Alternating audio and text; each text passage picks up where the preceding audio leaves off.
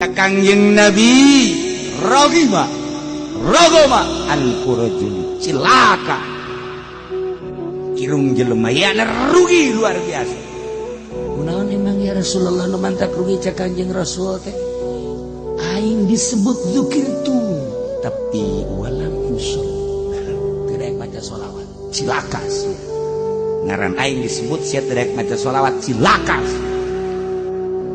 Gomaan pu rajulin silaka si jelema kunaon boga indung bapana kene tapi jare tidak nyumponan hak indung bapana cilaka sia. Gomaan pu rajulin cilaka sia Kangjeng Nabi. kunaon emang datang bulan Ramadan datang kadek liwat ti Ramadan sia can meunang pangampura lantaran teu ngalaksanakeun ibadah di bulan Ramadan cilaka. Kadu matak ieu Ramadan teh lain lalagan Gusti Allah teh keur ngawur-ngawur rahmat jeung magfirah.